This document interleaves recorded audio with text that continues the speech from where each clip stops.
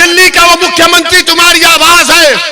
अगर दिल्ली का वो छोटा रिचार्ज आता है तुम उसको अपनी आवाज समझते हो तो तबलीगी जमात पर झूठे इल्जाम को याद रखो।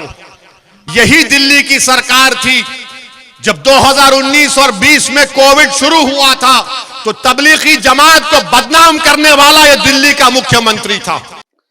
दोस्तों, जो दिल्ली के मुख्यमंत्री केजरीवाल हैं उनको ईडी ने गिरफ्तार कर लिया है। तो उसके बाद ओवैसी साहब का एक भाषण आता है। उस भाषण के दौरान ओवैसी साहब केजरीवाल पर क्या तोहमत लगाते हैं। तो दोस्तों, इस वीडियो को लाजमी लास्ट तक जरूर देखें। आइए देखते हैं वीडियो के अंदर। क्या दिल्ली का वो मुख्यमंत्री तुम्हारी आवाज है? अगर दिल्ली का वो छोटा रिचार्ज आता है तुम उसको अपनी आवाज समझते हो तो तबलीगी जमात पर झूठे इल्जाम को याद रखो। यही दिल्ली की सरकार थी जब 2019 और 20 में कोविड शुरू हुआ था तो तबलीगी जमात को बदनाम करने वाला यह दिल्ली का मुख्यमंत्री था। यही शख्स था जिसने तबलीगी जमात पर झूठा इल्जाम लगाया और उसके बाद कोर्ट ने उसके इल्जाम को झूठा बना दिया। आप बताइए मेरे अजीज दोस्तों और बुजुर्गों, आपको ऐसे एमएलए की जरूरत है जो आपकी तकलीफ को बयान कर सके, जो आपके लिए लड़ सके, जो आपके मसाइल को उठा सके। हां, ये सब मेरी आवाज को पसंद नहीं करते, ये सब मुझसे नफरत करते, चाहे कांग्रेस हो भाजपा हो। मगर याद रखो, मैं अगर आपके दरमियान में आया हूं तो इंशाअल्लाह आता रहूंगा जब तक अल्लाह अपने करम और फजल से मुझे जिंदा रखेगा। मैं सिर्फ चुनाव की हद तक नहीं आया हूं, मैं बार बार तुम्हारे दरमियान में आता रहूंगा। ये मेरी आवाज नहीं है, ये तुम्हारी दिलों में छुपी हुई आवाज को मैं अपनी जबान से बयान कर रहा हूं। जो बरसों से तुम्हारे दिलों में एक तड़प थी उस तड़प को बयान कर रहा हूं। जो बुजुर्गों के दिलो दिमाग में उनके ख्वाब थे उन ख्वाबों को पूरा करने की कोशिश मैं कर रहा हूं। जो नौजवानों की आंखों में आंसू थे उनके आंसू पोंछने का काम मैं कर रहा हूं। हां, तुम अगर मेरी आवाज को दबाना चाहते तो दबा लो।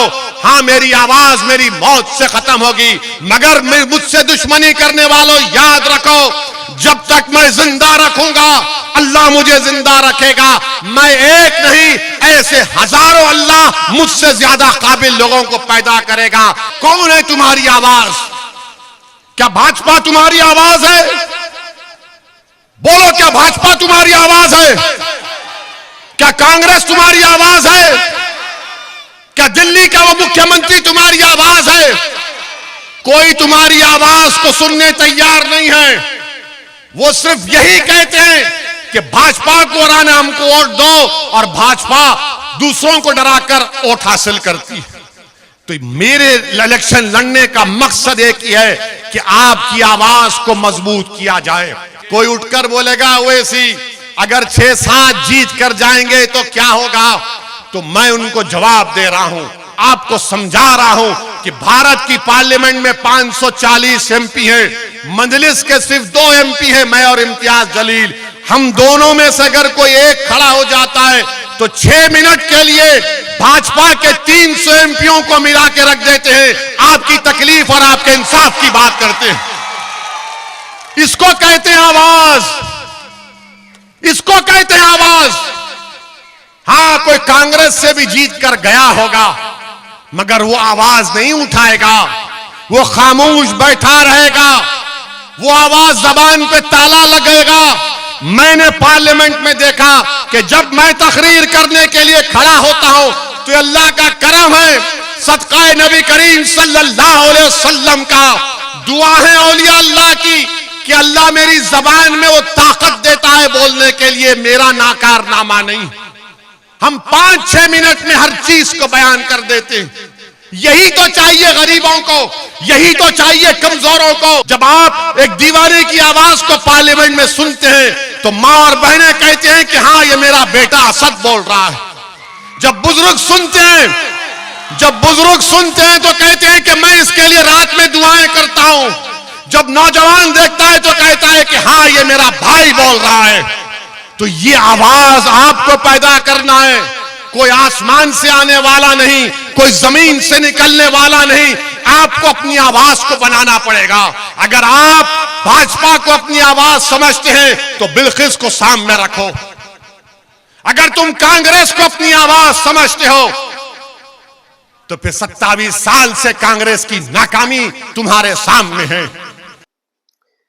तो दोस्तों अभी आपने वीडियो के अंदर देखा होगा ओवैसी साहब का भाषण, और उसमें जो उन्होंने एक बात कही है मुसलमानों के हक के लिए, ये बात बिल्कुल सही है। मुसलमानों के हक के लिए कोई भी नहीं खड़ा होता है, ना ही कोई आवाज उठाता है।